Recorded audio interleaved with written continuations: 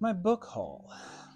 I've got The Partner from John Grisham. It was 50 cents, half of an American dollar. From James Rollins, we've got Black Order, which isn't what you think. It is not an empowering story of African American society. Actually, it has more to do with the occult, and I've never read it, and I felt compelled to get it because, once again, it was 50 cents.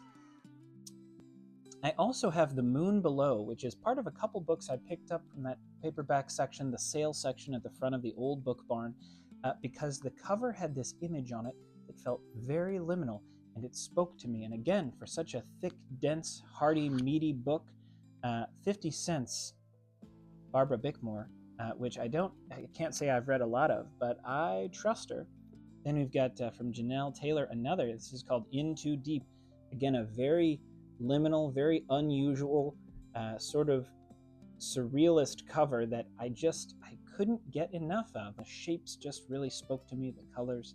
And again, for 50 cents a steal, I couldn't not get it. Now I've got two that A brought to my attention. I liked the neon. I've got High Five, and I've got 7 Up.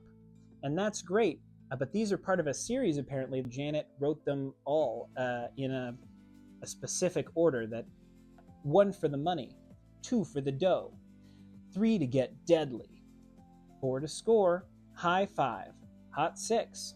And then from this one before, it says available from St. Martin's Paperbacks, and don't miss 7 Up, which I didn't miss, but these are the only 2 that I have. And I've got A Real Nail Biter, Ride a Pale Horse, which I love the imagery. You've got a skeletal hand sort of loosely gripping a sickle that's dripping a drop of what I assume to be blood, with a bullet hole in the background, because in the foreground, someone's looking at this image through the scope of a sniper rifle. 50 cents never bought you so much intrigue. I have this one. This is called The Secret of Platform 13, and I was so taken aback at the fantasy scene in the background, but then the really loosely impressionistic figures drawn in the front of what I assume to be a young lady, a grass boy, a ghost man, and an old wizard. For 25 cents I got this. I have no idea anything about it, and I'm gonna pick up with the hardcovers. Quite a few, actually, that all of them were $1, and they're in, for my taste, relatively good condition and pretty fine bindings. This is Whiskey Beach. It's a book about when I go to the beach. It's from Nora Roberts. Inside, we've got these images of an ocean, which I think is so fun. So, we taste with our eyes first. Another in that same sort of cool family, we have Dark Life. I liked that even though there's no dust jacket for a lot of these, this has the title embossed on the cover, something that they used to do in an ancient time. I found it really interesting for $1 because I, of course, judge off of vibes. We have a big old stamp that it's from Jail Library.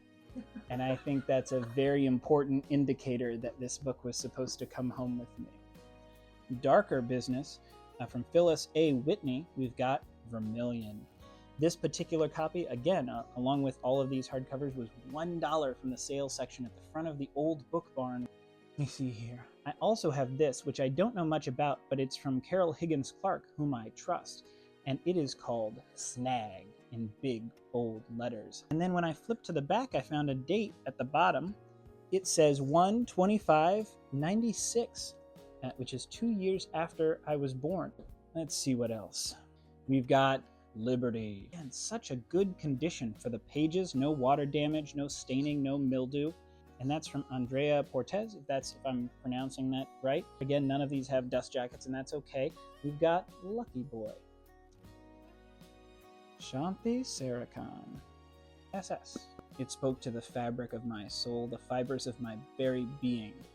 Edge of Eternity. For $1, I couldn't say no. This is from Thomas Thompson, yes, Celebrity. Here's one that I imagine should have come before that, from Caitlin Moran, How to Be Famous. I haven't read this one, but I imagine it's going to come in very handy very soon. Anne Brashares. I have only read it. I've never heard it pronounced, but has sort of a nuclear symbol on the front, which I know probably isn't supposed to mean that, but the here and now. Obviously about the here and now. We have this one that's actually about my partner. It's from Janine Pierrot. Clever fox. It opens with this quote from William Shakespeare: "God has given you one face, and you make yourself another." I don't know what that means. Yes. Anita Shreve. Sea glass. And I saw a copy of Sea Glass hanging out with a dust jacket at another place for quite a few bucks, and this was no dust jacket, $1. Someone I'm not as familiar with. Anne Rivers Siddons. This is Low Country, and I imagine it's about that deep down low back country. I don't know a lot about it, and I try to go in blind on vibes alone, but I thought these beautiful deckled edges told me that it was produced on purpose with high intention. Again, with beautiful deckled edges from Lily Brooks Dalton. We've got Good Morning Midnight, and a paradoxical title as it were. I'm enthralled already. But this is from Jean Reese. I heave myself out of the darkness slowly, painfully, and there I am, and there he is. Ah, yes, this is going to come in handy. The language of secrets. The Unquiet Dead was the other piece listed from them. We've also got this, with a painfully long Panic at the Disco title, if you will. If I knew you were going to be this beautiful, I never would have let you go. And that title says it all. Kay Hooper, Blood Ties. We've got TTFN, or Tata for now. The entirety of their narrative takes place over the course of internet chat rooms. It's beautiful. We've got Slow Funeral, Nora Roberts, we know her well. River's End, Rich Shapiro. We've got Too Far, Howard Norman. We've got The Bird Artist. Something a bit out of left field for me, Chuck Klosterman.